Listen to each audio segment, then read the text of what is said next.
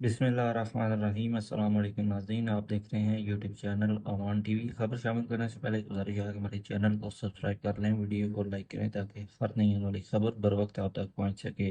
नाज़रीन, एक अहम अपडेट आपके साथ शेयर करने जा रहे हैं कोटला वली खां से, जहां पर साबिक एम चौधरी आबिद रज़ा कोटला के डेरा पर एक अहम मीटिंग हुई, जिसमें मुस्लिम लीग नून गुजरात से ताल्लुक़ रखने वाले अहम रहनुमाओं ने शिरकत की। और इस मीटिंग की खास बात यह है कि सीएम पंजाब मोहतरमा मरियम नवाज शरीफ के दौरा के फौरन बाद ये मुलाकात हुई डेरा कोटला पर, जिसमें चौधरी आबिद रज़ा कोटला, सदर मुस्लिम लीग नून गुजरात नवाब ताहिर मुल्क और मुस्लिम लीग नून के रहनुमा और चौधरी आबिद रज़ा कोटला के करीबी साथी चौधरी अली वड़ाइस कोला चोर भी मौजूद थे। और इस मीटिंग में बताया जा रहा है कि मौजूदा सियासी सूरत हाल पर तफसीली तबादला ख्याल किया गया और बाहमी गुफ्तगू के दौरान खित्ते की तरक्की, अवामी मसाइल के फौरी हल और आइंदा के सियासी और समाजी लाएअमल पर भी मशावरत की गई है। इस मुलाकात की खास बात यह है नाजरीन के चौधरी आबिद रज़ा अपने मौक़िफ़ पर कायम हैं और उनके हमरा उनके जो करीबी साथी हैं, जो मुस्लिम लीग नून के रहनुमा हैं, गुजरात से ताल्लुक़ रखते हैं, वो भी उनके साथ डट कर खड़े हैं। जो कि दीगर जो मुस्लिम लीग नून के रहनुमा हैं, वो भी